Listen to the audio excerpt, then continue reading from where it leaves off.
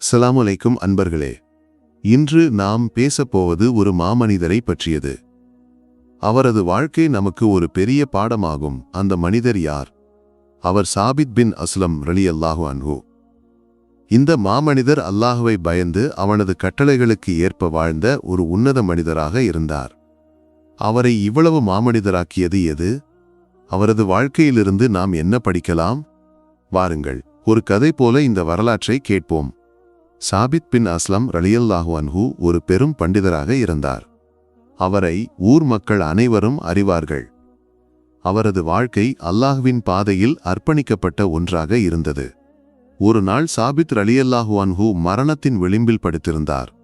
மரணம் நெருங்கிக் கொண்டிருந்தது. உலகத்துக்கு விடைபெறப் போகிறார். இந்த செய்தி ஊர் மக்கள் அனைவருக்கும் தெரிந்தது. மக்கள் அவரது வீட்டுக்கு ஓடோடி வந்தனர்.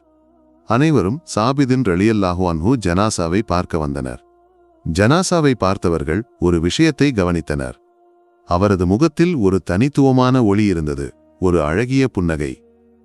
எல்லோரும் சொன்னார்கள், இறைவா, என்ன ஒரு முகம், என்ன ஒரு ஒளி, என்ன ஒரு மரணம். மக்கள் ஒரே குரலில் சொன்னார்கள், நல்ல மரணம், நல்ல மரணம். எல்லோரும் ஆச்சரியப்பட்டனர். இவ்வளவு அழகான மரணம். இந்த மனிதரை இவ்வளவு மாமனிதராக்கியது எது? ஜனாசா நமாஸ் முடிந்தது. மக்கள் ஜனாசாவை எடுத்து மையவாடிக்கு எடுத்துச் சென்றனர். 6 அடி மண்ணுக்குள் கப்ரில் அடக்கம் செய்தனர். மக்கள் பிரிந்து சென்றனர். சிலர் பள்ளியில் தங்கினர். பயணிகள், தொலைதூரத்திலிருந்து வந்தவர்கள் பலரும் பள்ளியில் படுத்து உறங்கினர். இரவு அனைவரும் உறங்கினர். மறுநாள் சுப்ஹ் தொழுகைக்கு மக்கள் பள்ளிக்கு வந்தனர். அங்கே ஒரு பெரிய பேச்சு நடந்து கொண்டிருந்தது. என்ன நடந்தது? ஊர் மக்கள் பலரும் ஒரே கனவு கண்டிருந்தனர்.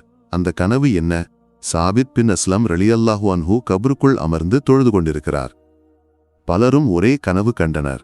நான் கண்டேன், நான் கண்டேன் என்று எல்லோரும் சொன்னார்கள். மக்கள் ஆச்சரியப்பட்டனர்.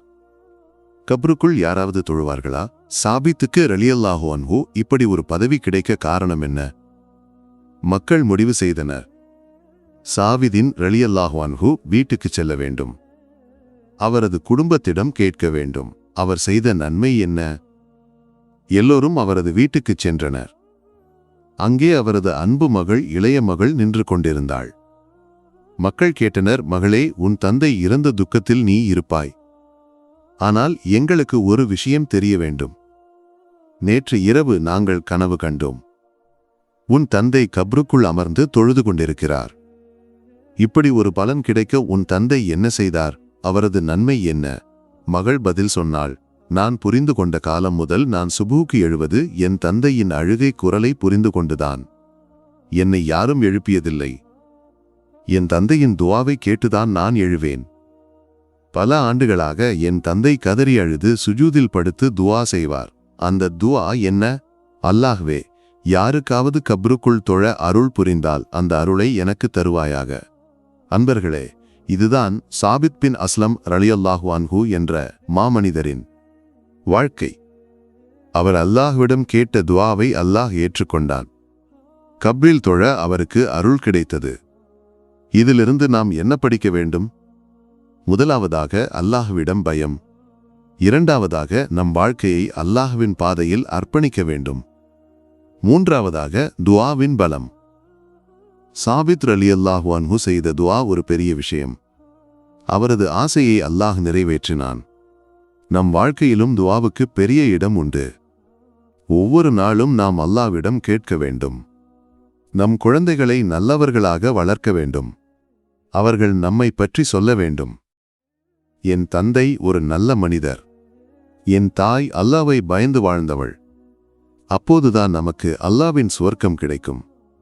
அன்பர்களே, சாபித் பின் அஸ்லம் ரலியல்லாஹு அன்ஹு என்ற மாமனிதரின் வாழ்க்கை நமக்கு ஒரு பெரிய உத்வேகம். அவர் போல வாழ முயற்சிப்போம். அல்லாஹ்விடம் துஆ செய்வோம்.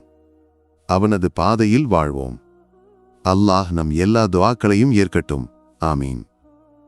இது உங்கள் இதயத்தை தொட்டிருந்தால் இந்த வீடியோவை லைக் செய்யுங்கள், பகிருங்கள், சப்ஸ்கிரைப் செய்யுங்கள். அல்லாஹ் நம்மை அனைவரையும் காப்பாற்றட்டும்.